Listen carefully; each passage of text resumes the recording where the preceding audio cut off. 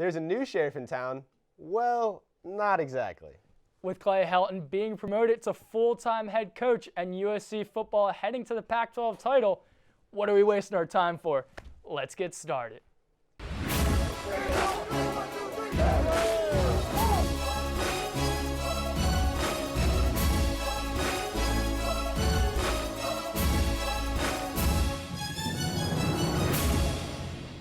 Probably besides marrying my wife and the birth of my children, as special as it gets, So this is the pinnacle of college football, and to have the responsibility of leading it is one of the greatest, not only challenges, but exciting things that's ever happened to me in my life, and I look forward to that opportunity. That's one of the most exciting things in Coach Helton's life. Putting on this show is one of the most exciting things in our life. Welcome to the luxurious Annenberg Media Center. I'm Jackson Safon. And I'm Connor McGlynn. After 7 weeks of waiting, athletic director Pat Hayden finally made his call on the new USC football coach, and he went with what was right under his nose the whole time. Clay Helton accepted a 5-year guaranteed contract on Sunday, just one day after beating rival UCLA 40-21 and claiming that Pac-12 South title. Including his win in the 2013 Las Vegas Bowl, Helton is 6-2 as an interim head coach for USC. He's had a couple tough losses this year against Notre Dame and Oregon, but some big wins as well over Utah and UCLA. Previously, Helton had short stints at Duke and Houston before being an assistant coach at Memphis for 10 years. While he has plenty of experience as an assistant, this is the first time in recent history that USC has hired a head coach without any head coaching experience. And that's interesting. So while Helton does not have that prior head coaching experience that many of the fans and alumni were calling for in the new head coach, students seem to be enjoying the hire, even though some seem like they were a bit caught off guard. I was definitely a little surprised, but I know a lot of the players were pushing for him, so obviously we've got to support our team, and if that's what they wanted, they know what's best for our team. This is a big topic over Thanksgiving dinner, and everyone was saying that he should not be the head coach because he's not really a big name, and then our university is going to spend so much money on getting a headlining coach, and that's what's going to bring in all of our wins, but I think he's really proved himself. I was excited about it. I think that's what the players wanted, what the team wanted. And I think the main thing that matters is the players in the program. If that's who they're going to be excited to play for, and that's who is going to get them to be the best and play the best of their ability, that's what matters most. We were kind of expecting that if we get a win, we came back from losing games that we probably shouldn't have lost. So congratulations to him. Students weren't the only ones to chime in on Helton's hiring. Let's turn it over to Ben to see how the Twitterverse reacted. Thanks, Connor. Just when the social media scene appeared to be quieting down after the Trojans' towering triumph over crosstown rival UCLA, Hayden shook up the Twitter sphere once again with the Helton hiring. As expected, Trojan fingers once again turned to Twitter fingers as the USC family chimed in their thoughts on the move. The reactions were largely positive and did not only come from current players and fans, but also from many former Trojan greats as well. Here are a few of those tweets from the many Twitters of Trojans past. Standout quarterback and subsequent 16-year NFL veteran from the class of 1989, Rodney Peete tweeted, "At USC Coach Helton, congrats on being named USC head coach. Impressed with what you were able to accomplish this season so far. #fight on." From one great Trojan QB to another, current Arizona Cardinals quarterback and star of the 2013 class here at USC, Matt Barkley tweeted, "Could not be more proud of USC Coach Helton for his leadership and passion this year. Great choice to keep him. I'm with you, Coach." Awfully kind words from you there, Matthew. Fight on, baby. Finally, there was also some strong support from recent USC wide receiver and current NFL rookie with the Philadelphia Eagles, Nelson Agholor, who is currently in the process of a major spiritual transformation and is requesting to be known in the community as Deacon Moss. Deacon tweeted, "When I found out Clay was the coach, turn up." Turn up indeed, to the Heavenly Father above, that is. For while there has been no official word regarding Nelson's sacrosanct conversion, our sports scene insiders have told me that Mr. Agholor has in fact completed all due processes and is set to be ordained as an official minister of the Catholic Church sometime in the next couple of weeks. However, without an official announcement of Mr. Moss's piousness, we are left still unable to rule out the possibility that Nelson's name change is simply a reference to a character from the hit 2005 football movie, The Longest Yard. And so although it is certainly a positive to see any type of deacon giving our football coach a blessing, it may be wise to take the weight of this particular unction with a small grain of the Red Sea's finest salt for the time being. Well, it appears it is another atrocious phone battery central day out here for me, so that's all I can give you right now on the social media front. So now, for the last time this semester, I would like to once again kick it back over to the show's outstanding hosts and my good friends, Jackson and Connor. Gentlemen.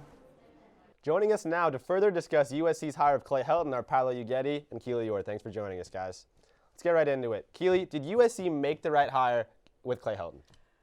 I think time will tell. I don't think we can necessarily tell whether it was the right hire yet. I do think the timing was bad. I think Hayden should have waited until the bowl game, at least until the championship game. I think it's a little premature. What if USC doesn't play well against Stanford? Now are you upset with your hiring choice?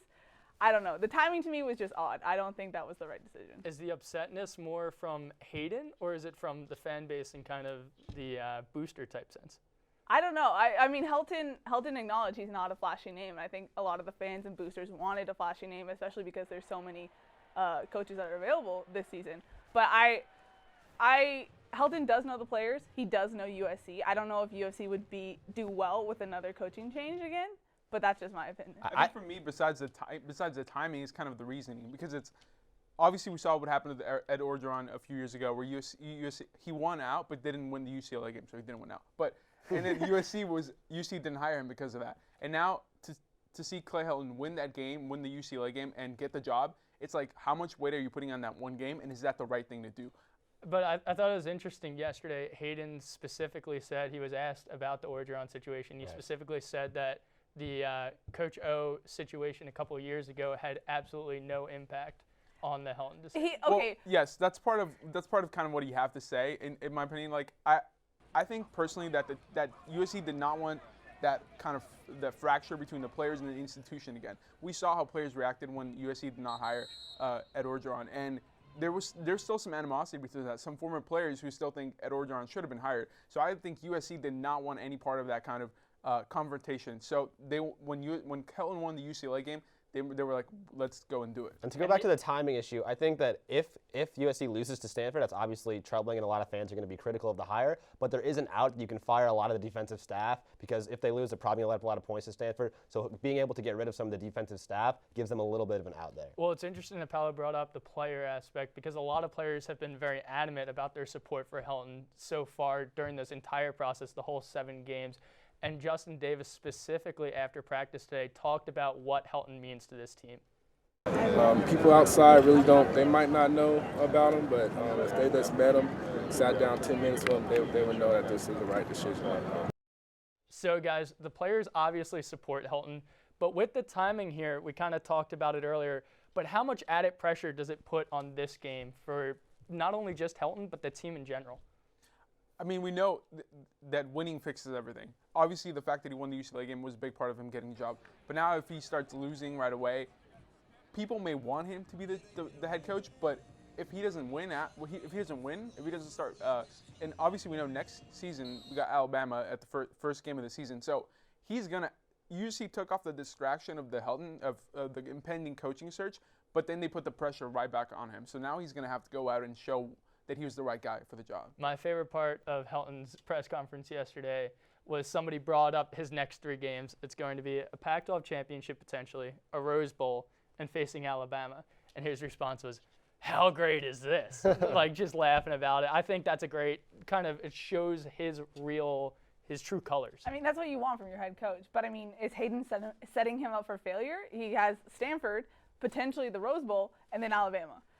Is that what you want your with a new quarterback? With a new quarterback, is that what you want your given all new the head coach to criticism do? that Hayden has come under, he's not in his mind setting him up to fail. Like if he's setting him up to fail, then that means Hayden's setting himself up to fail. Because if Helton backfires as a hire again, then a lot of the pressure is going to go right back on Hayden. It's not just the pressure. If Helton backfires as a hire, Hayden's gone. I mean, that's just, there's no way, after back-to-back hires with Sark and then Helton, exactly. it's pretty hard to keep. A lot of people thought that he was not going to make this hire. Exactly. And it turns out he did. So we'll see where it goes from here.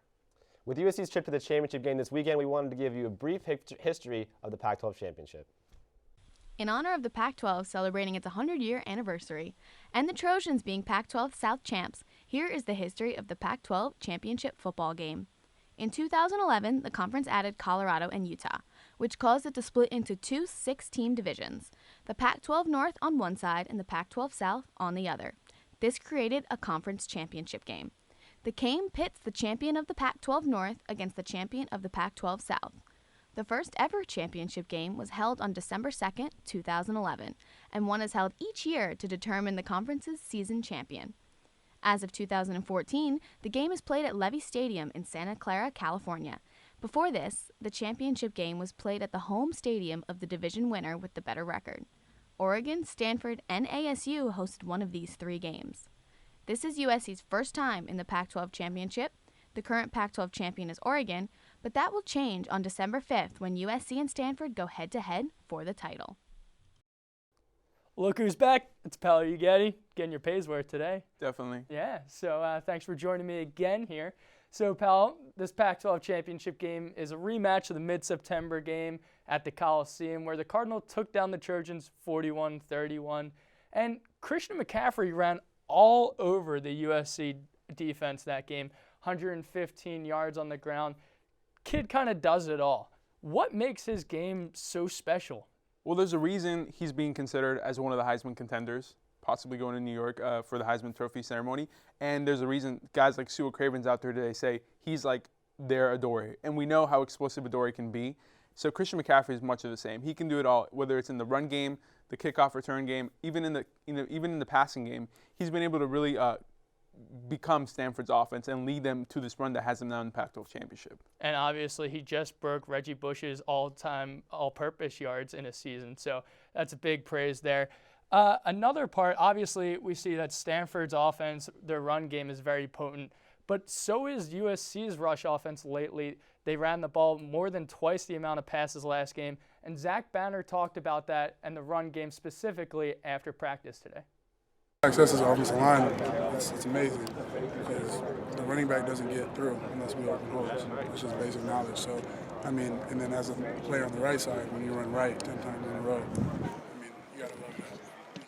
So, obviously, he's been excited about the offensive line's production so far.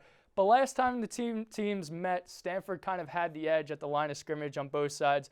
They had 3 sacks and kind of ran all over them with that potent ground game like we were talking about.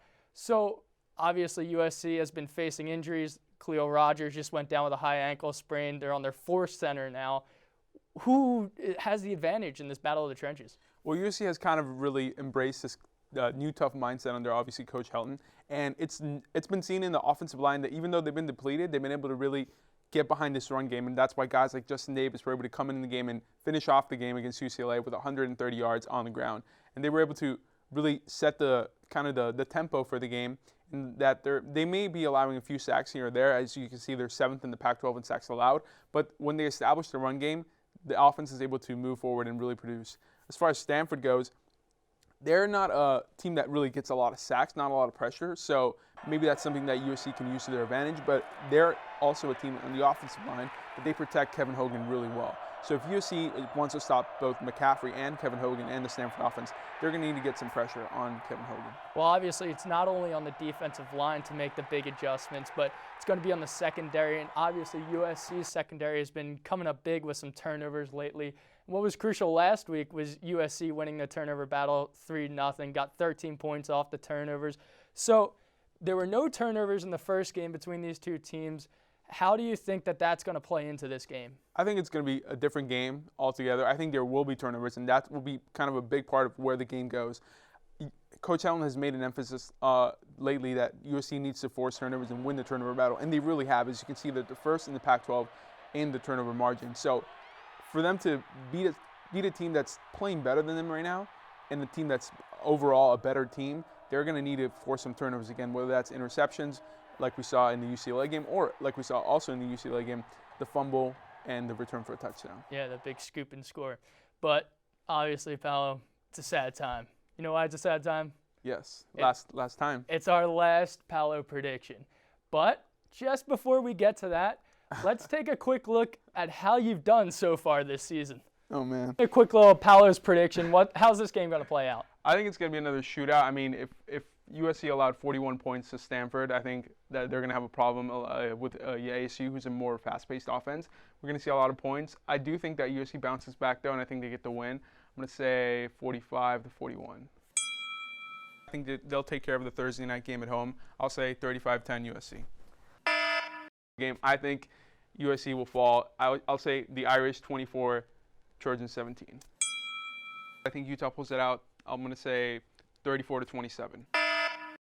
Time for your favorite segment, the little Paolo prediction. Let's see. Give me a little number. What's the final scoreboard going to look like?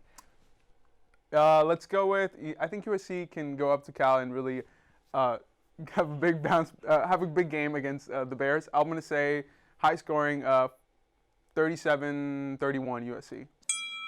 So I'll say 41-24 USC. It'll be a tough environment, but I think USC pulls out the win. I'm going to say 31-14 USC wins. I'll say 42-35 USC. I think USC will pull out the win 27-24. 27-24. Wow. That's just like as close as you are to this turkey. Yes, that close. It's a great turkey, though. Look at that. 6-3. 3 games above 500. You're bowl eligible. Yep. Congratulations. There we go. All right. So now we got that through. Back to business. We got one last shot at this. Look at this. We're in the festive spirit here at Sports Scene.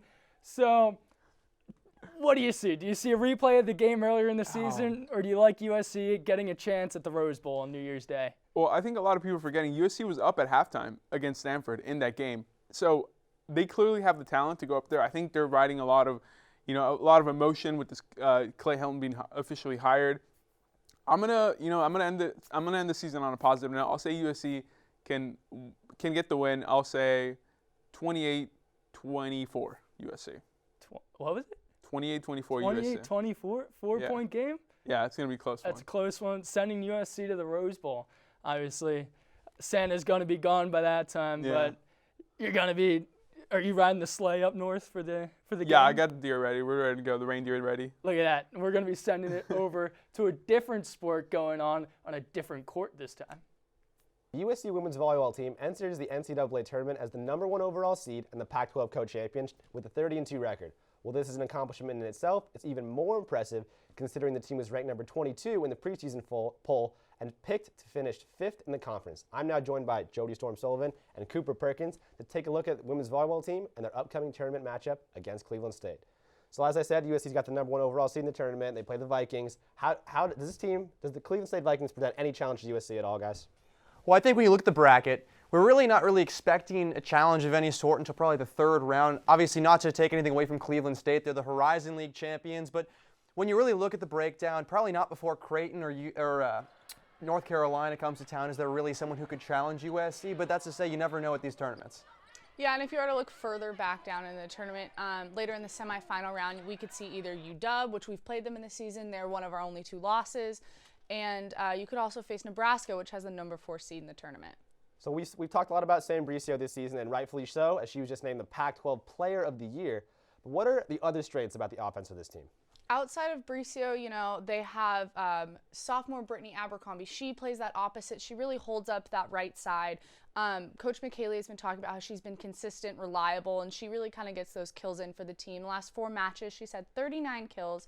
So like Mick said, her numbers don't lie. She's been reliable and helpful out the team. In the middle, you have Elise Ruddins, Alicia Ogums, the 2 of them, strong in the middle. They run that quick, fast set, and it's almost all the time a quick kill for them. That's helpful. And then back on the outside, obviously Bricio's out there, but then you have freshman Elise Ford. She's been on that roller coaster ride as a freshman, but it's something that she's been being able to focus on. It's something that I think is only going to get better through the tournament as she kind of relaxes and embraces the rest of her team. Well, I completely agree with you, Jody. And in addition to that, really big key for them is their passing. That's kind of the trigger to the offense, and as long as the passing's quality, they can get this fast set going and really find the rhythm. But when the passing's not there, they really aren't as productive offensively speaking. Now, when you flip it over to defense, they've been tremendous on the block. Alicia Ogums has been really tremendous, led the Pac-12 in blocks, but it really comes back to them playing their own game, passing well, and avoiding unforced errors. Now, Mick, as you mentioned in our pre-production talking a little bit, has really stressed this to the team, avoiding errors and passing well. And you really see it when they've struggled, they haven't passed well, they've had unforced errors, and that's going to be the key to them really maximizing their potential in this tournament. The nation thinks they're impressive, but it's up to them to make it work. Yeah, and obviously we talked about Sam and how she's the superstar, but the The women of Troy don't want to force the ball, like you guys said. Coach has been talking about moving the ball and getting everyone involved. So how far can this team go in the NCAA tournament? You know, I've talked to Pac-12 analysts, former volleyball players themselves, and they've all said that they have faith in this team and they think they can go all the way. It's going to come down to matchups. Taylor Whittingham said a couple days ago that every game, it's their season on the line. So it's going to come to focusing point by point, which has given them success in the season. So Cooper, like he said earlier, if they follow point by point, stay focused, avoid those errors, they can go all the way to the championship. Well, I think another key to remember here is this is a very young team. We still are dealing with 3 true freshmen really at the core of this team, and they've been incredibly poised all season long, but in some situations that might be trying with the season on the line, you have to wonder how that response will be based on their resume to this point, and a 30-2 record and a team that was, you know, definitely picked to be one of the better teams in the conference, but nowhere near as elite as they've become. They certainly have the talent in place to go the whole way, but it really remains to be seen how they'll react under certain circumstances, but the potential is definitely there. Awesome. Well, thank you, two, for joining me. The women of Troy take on Cleveland State at the Galen Center on Thursday at 7:30 p.m. But for more on some other USC sports, let's send it over to Alexa. Fall sports are coming to a close, but here on Sports Scene, we are looking towards the future in this special edition of Lighting the Torch. We're going to show you all the amazing players to watch in this upcoming spring season. Let's start it off on the track, and of course, your player to watch is the unbelievable Andre DeGrassi. The senior started his career at Community College in Kansas, where he won 5 NJCAA titles. DeGrassi runs a 100-meter in 10:15 and a 200-meter in 20:38. Expect big things from this runner in the 2016 season. Now onto the field, where the USC women's lacrosse team finished 14-6 last season and won the program's first ever NCAA tournament game. The inaugural season for the women of Troy was only back in 2013, so the team is still looking to improve. Junior defender Nina Kelty was a standout player for the women of Troy last year, finishing the season with 21 ground balls and 10 caused turnovers. Kelty is looking towards a bright future with her team. We didn't lose that many seniors this year, and if anything, we've all grown a lot this fall and tried out some new plays, new skills, and we have some great freshmen coming in. So if anything, we're just going to be so much stronger and that much closer as a unit together. So I think we're just going to be that much stronger. Women's lacrosse opens up their season against Northwestern in the Coliseum on February 7th. Taking it over to the tennis team, your men's player to watch this season is none other than junior Nick Crystal. He finished his sophomore season ranked number 75 in the nation in singles. Crystal went 29-6 overall in singles and 18-3 overall in doubles. Now on to the women of Troy, you must keep your eye out for Juliana Olmos. The women's tennis player finished her junior season ranked number 15 in the nation in singles and number 20 in the nation in doubles. The All-American player went 38-13 in singles and was named All Pac-12 First Team. Finally, to the sand that Southern California is so well known for. The USC beach volleyball team went undefeated last season to claim the program's first team championship. Junior All-American Sophie Bukovac welcomes the target on the women of Troy's back. Teams are going to be pushing hard to kind of beat us. We had an undefeated season, and that's not something that's really heard of very often. So we're just going to have to go out and play strong and, you know, take every team as our biggest competition. The torch has been lit, so get excited for a new season of sports. Whether it's on the field or on the track, the Trojans are prepped for another big year. Now let's toss it over to our anchors for the top 10 Trojan plays. Thanks, Alexa. It's been an exciting fall of sports here at USC, so we put together a top 10 of the best sports moments from this season. Let's kickstart at number 10, second quarter against UCLA. Look at this, Juju Smith-Schuster doing what Juju does, making his best Willie Mays impression out there in center field for 34 yards. Trojans get their first win over the Bruins in 4 years, 41-20. In this game against Oregon, with 2 minutes left in the first quarter, Cody drops back the pass, fires a 27-yarder deep. Darius Rogers with the grown man grab over 2 defenders in the end zone, ties the game up 7-7. It was a tough game. Oregon won, ended up winning 48-28. Throwing it back to late September in Tempe, ASU at the 1-yard line. Delvon Simmons says, no, no, no, forces the fumble. Chris Hawkins picks it up. He's huffing, he's puffing, he's finally going to get into that end zone. 99 yards, USC comes to Tempe, wins 41-14. On to number 7 with 9.5 minutes left in the second quarter. Cody back to pass, Juju across the middle. He's got reservations for 6, and there is no traffic on the way that's going to stop him from getting to dinner. He dives for the pylon, and he's in. 54-yard catch and run, although Stanford did come out with the win 41-31. Moving on, number 6, heading up the PCH for the weekender, Jared Goff back to pass. Adoree Jackson, he's the open receiver. Too bad he plays for USC. He takes it back, he makes a defender miss, he slows down, picks up the blockers. Oh, he gets into the end zone, diving in, 46-yard touchdown. USC goes on to beat Cal 27-21. After a scoreless overtime soccer game against Cal State Fullerton, in penalty kicks, Sammy Joe Prudhomme with the amazing save. Good golly, Miss Molly. There is more coming from this game coming up. Like that slow-mo action. Right here, Arizona arrives at the Collie to start November. And who is this but Ronald Jones II? He's plowing, get out of my way! The freshman sets the new single-game record at USC and now holds the freshman single-season record. USC wins its 3rd in a row, 38-30.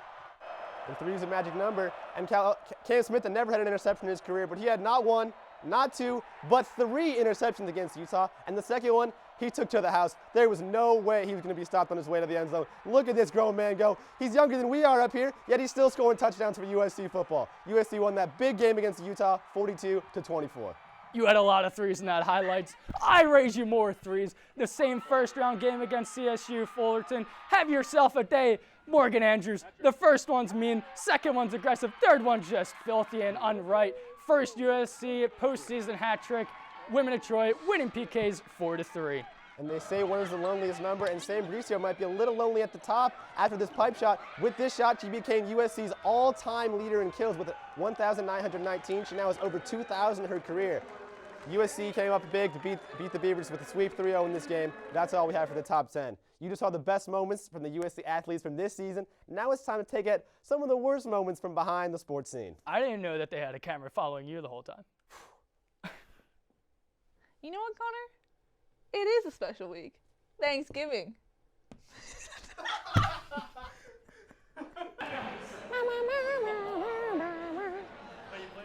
It's a small world after all. It's a small world after all. It's a small world after all. It's a small... What? We address it after the saw here. This side. This side. I don't know. It's all reversed. All right. And that's all we have for Sporting this week. Tune in next week as we preview the USC Trojans trip up to take on Oregon. God, wow, it's so bad. Shut up. Oh my God. Should I? Oh my God, Paolo. Oh, sorry. It was 3-2. I don't have an eye. Their defense together versus Stanford 2 weeks ago. Excuse me, 2 weeks ago. Can we just do that again? My voice cracked. What am I supposed to do with my hands? I never know. Whatever's comfortable. Like, you're allowed to move on. Osa. We look like we're about to sing, "We are the world," because we're in world colors. We are the children.